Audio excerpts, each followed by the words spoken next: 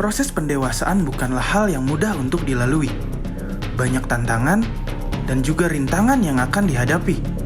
Tak heran, sering kita dengar banyak sekali generasi muda yang kehilangan motivasi hidup, lalu putus asa bahkan sampai mengakhiri hidupnya. Pasalnya, hidup ini memang penuh dengan cobaan. Itu adalah fakta yang tidak dapat dibantah. Lantas, apa solusi yang dianjurkan oleh Islam agar keputusasaan tidak berakhir begitu saja? Iya, itu dia tadi ya, gambaran orang-orang yang dengan cepat mengambil keputusan untuk mengakhiri dirinya karena nganggap bahwa masalah itu nggak ada penyelesaiannya kecuali itu. Ya, ini masalahnya ada di kesehatan jiwa atau kesehatan mentalnya. Nah, ngomong-ngomong mengenai tema ini atau mungkin ada yang berkaitan dengan ini sedikit-sedikit, ada nggak yang mau curhat? Silakan, Ibu atau Bapak. Ya, Ibu, silakan. Nama Ibu apa? Ibu siapa dan pertanyaannya apa? Nama saya Siti Rohmah dari pengajian Puspitek. Assalamualaikum warahmatullahi wabarakatuh. Waalaikumsalam warahmatullahi wabarakatuh, Bu Siti Rohmah. Pak Ustadz, saya mau tanya, bagaimana nasib orang yang mengakhiri hidupnya padahal semasa hidupnya dia orang beriman dan baik? Apakah pahalanya akan sia-sia? Oh ya, baik. Terima kasih banyak Ibu. Ya, terima kasih Ibu Siti Rohmah. Kiai, guru-guruku, mohon dibahas pertama yang tayangan viral dan mungkin juga bisa dijawab pertanyaan oleh Ibu Siti Rohmah tadi. Silahkan Kiai, fadol. Terima kasih. Assalamualaikum warahmatullahi wabarakatuh. Waalaikumsalam warahmatullahi wabarakatuh. Para pemirsa iNews TV yang dirahmati Allah Subhanahu wa taala. Banyak masalah yang datang dari kehidupan kita ini memang al-mas'alatu nisfun minal hayati. Problem itu sebagian dari kehidupan kita. Nah, ada pertanyaan tadi, bagaimana orang gara-gara banyak problem lalu bunuh diri? Apakah kebaikannya itu hilang apa tidak? Menurut pendapat Al-Mawsu'ah Al-Fiqhiyah Al-Kuwaitiyah bahwa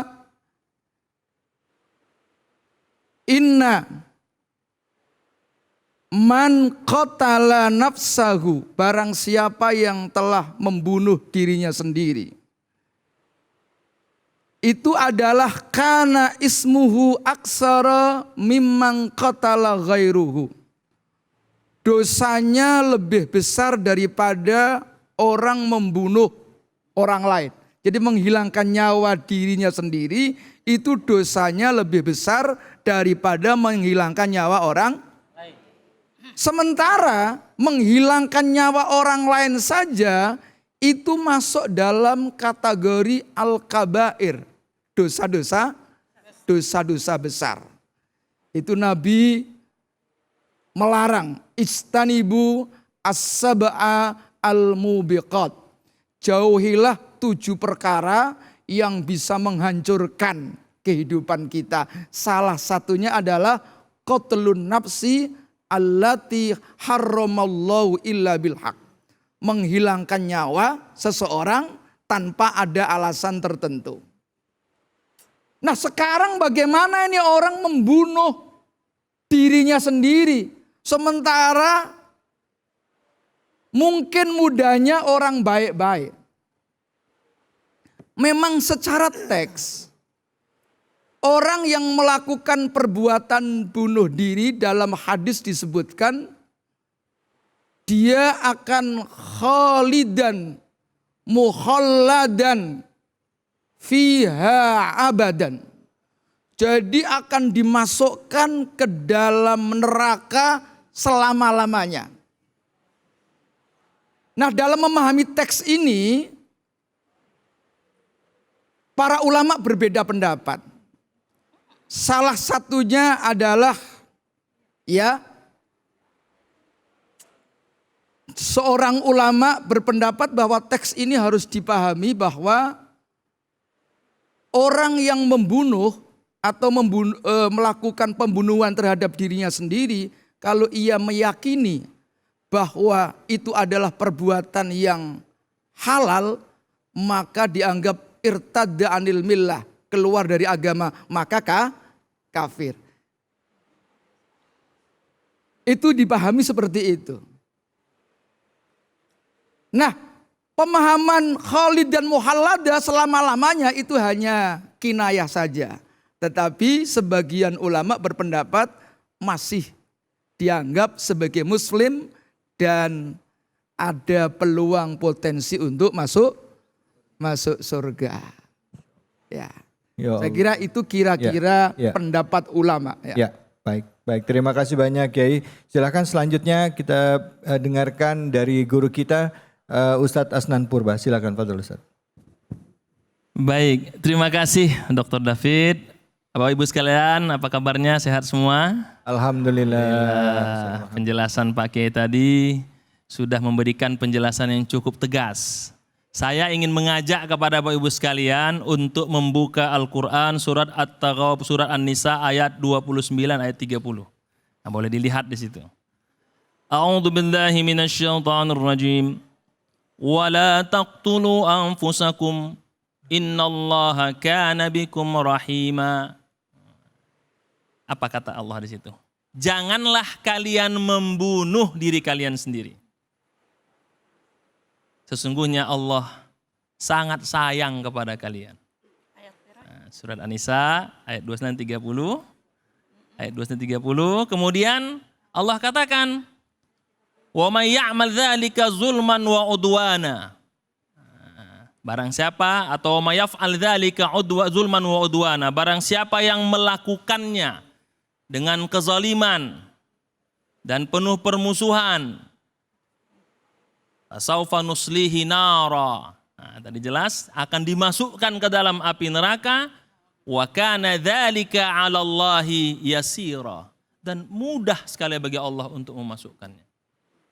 Ada sebuah tafsir kontemporer yang menarik menyikapi ayat ini. Profesor Dr. Muhammad Said Tontowi dalam tafsir Al-Wasit Grand Syekh Al-Azhar mengatakan bukan berarti orang-orang yang ingin cepat mati itu dia ingin bertemu Allah. Ada orang yang memang tidak sanggup menghadapi hidup ini ingin cepat mati. Nah, orang-orang inilah yang Allah ancam. Karena kalau kita baca kisah salafus soleh, banyak yang ingin cepat mati. Para ulama besar itu ingin cepat mati bertemu Allah. Karena tidak ada kebahagiaan yang besar kecuali bertemu Allah dengan husnul khotimah. Tapi ini masalahnya bunuh diri. Maka Allah ancam di situ dengan kata-kata Allah akan masukkan ke dalam api neraka. Nah, saya ingin menambahkan kalau orang yang ingin cepat mati boleh atau tidak, kan begitu? Nah, ada hadis yang lain. Rasul katakan, la yatamannayanna ahadukum al-mauta min durrin asobah. Tidak boleh karena banyaknya penderitaan, suami nggak perhatian, begitu ya, Bu ya? Atau suami nambah lagi bunuh diri aja lah, kan begitu ya? Atau suami juga ya Allah, istri diajarin nggak mau berubah, udah bunuh diri aja. Kalaupun harus begitu, ada doanya Rasul ajarkan. Allahumma ahyini maka natil hayatu khairan li wa tawaffani maka natil wafatu khairan li. Ya Allah, kalau memang hidupku ini membuat aku lebih baik, maka berikan aku panjang umur untuk itu. Dan kalau wafatku ini lebih baik, maka berikan aku wafat yang terbaik. Ini penting di sini digarisbawahi kepada Bapak Ibu sekalian supaya jangan mudah minta mati kepada Allah sementara amal ibadah kita belum siap. Orang yang wafat mendahului kita, berbaik sangkalah. Mungkin Allah sedang menghentikan dosa-dosanya. Dan kita diberi umur panjang sampai saat ini, berbaik sangkalah. Allah sedang memberikan kita kesempatan untuk memperbaiki segalanya. Masya Allah. Assalamualaikum warahmatullahi wabarakatuh. Waalaikumsalam warahmatullahi wabarakatuh. Terima kasih banyak Ustadz Asnan Purba. Silakan selanjutnya Ustadz kita yang wajahnya cerah. Masya Allah. Merona. Ustadz Samsur Rahman. Betul Ustadz Afwan. Bang David Khalid, terima kasih. Ustadz Afwan. Assalamualaikum warahmatullahi wabarakatuh. Waalaikumsalam warahmatullahi wabarakatuh. Ibu bapak apa kabar? Baik. Jawab sehat. ceria, ceria, bahagia. bahagia. Insya Allah bahagia semua di sini. Amin. Menanggapi pertanyaan ini dan mendengarkan pesan dan tausiah dari dua guru kita ini yang luar biasa. Mudah-mudahan beliau sehat semuanya. Amin. Panjang umur dalam kebaikan. Amin. Dan semua para pemirsa iNews TV dalam acara cahaya Hati Indonesia. hati, semuanya mudah-mudahan dalam berkahnya Allah Subhanahu wa taala. Amin. Banyak orang mengira bahwa kematian menyelesaikan masalah. Banyak orang mengira setelah meninggal dunia itu sudah tidak ada masalah. Padahal justru setelah meninggal itulah justru banyak masalah. Tergantung bagaimana amal perbuatan kita selama di dunia. Kalau selama di dunia kebaikan-kebaikan kita lebih banyak daripada keburukan kita, maka mudah-mudahan wafatnya husnul khotimah. Bapak Ibu, jamaah sekalian dan para pemirsa yang insya Allah dirahmati Allah Subhanahu wa taala. Ternyata setelah orang meninggal dunia, itu semuanya akan mendapatkan balasan sesuai dengan apa yang dilakukan. Bahayanya kalau dia meninggal ya karena bunuh diri. Kita ini Bapak Ibu nggak berhak atas diri kita loh. Hanya Allah yang berhak atas diri kita. Bagaimana mungkin kita menyakiti diri kita sendiri padahal tubuh kita ini saja adalah amanah dan titipan dari Allah Subhanahu wa taala. Maka penting sekali kita kembali kepada Allah. Kalau Allah mau mah gampang. Kun, jadi kita baik.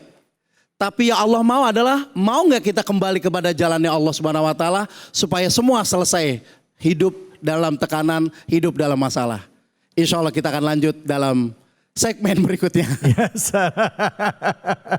Terima kasih banyak Ustaz. Ya Allah, siapa bilang ya kan bunuh diri itu bisa mengakhiri masalah.